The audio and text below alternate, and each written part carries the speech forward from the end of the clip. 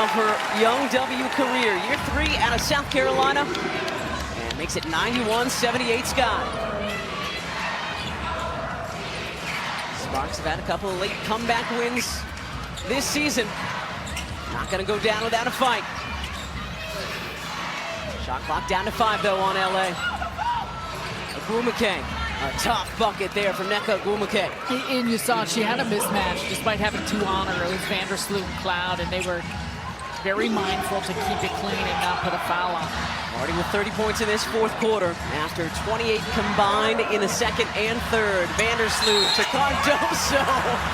Almost thought that was going to fall because it's just been that kind of night for Camila. But she will head back to the line. Every time she stepped on the floor, there has been an intentionality by Chicago to get it into her. On the move, gets the catch.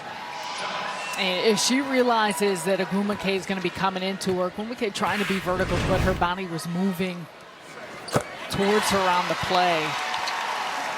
Still, plenty of time left. However, the Sky so far have been very systematic in not only getting stops, but where they want to attack on the offensive side. And this really is a good test. Back to the point of how many close games that they have been in and not been able to finish them off. Have they learned from that? Have they evolved? Have they grown into a team that can start to finish off games? And a lot to talk about for our post-game crew coming up after this one. It's the WNBA on USA post-game presented by Ford.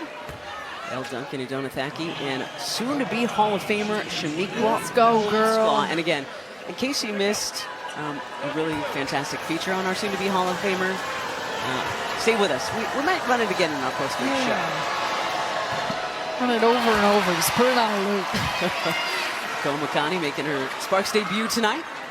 Was the player involved in that big blockbuster trade that sent Kelsey Plum to Phoenix on Sunday. LA getting Akua Makani, a first-round pick next year and a second-round pick in 2028. LA had missed 3 free throws in a row for that one. Still a 12-point lead, 90 seconds left. Williams on the reverse. What a night for Elizabeth Williams. Scored her 3,000th WNBA points against Phoenix on Monday and has added on to that off the bench tonight. 14 and counting for Williams. LA needs some points, and they need them now. Agumake, the jump stop, and she gives them 2. Gotta have a stop if the Sparks want a chance at this one. Sheldon with a season high. Inserted into the starting lineup for the injured Sydney Taylor. Cloud with 15. 5 Sky players in double figures. Trying to sneak it inside to Cardoso. Look at the effort from Madam President, getting the stop they needed. Need quick points though. Akua Makani. Too strong on the 3. Hand me the offensive rebound and the putback. Not done yet. No, if you're the Sky though, you got to be very mindful of this possession. Use clock when you can. And it looks like it's going to play it out here. Well, they are on the first half of a back-to-back, so thought they might effort for it, but gonna wave the white flag here as the crowd rises to its feet at Wintrust Arena. A tough loss late here on Monday, and a big win over the LA Sparks here tonight. So this one could really matter as Wheeler hits from outside. Won't matter though, because this is the rubber match between these two teams who are efforting potentially for that 8th and final playoff spots this season.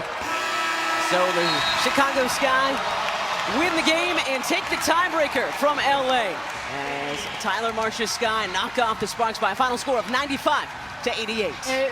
A really impressive performance by the Chicago Sky. How they put together the plays of the stops, the possessions when they needed it. You're looking at a player in Natasha Cloud who always brings the energy, the enthusiasm, and doing so without Sydney Taylor, who's been extraordinary for this group.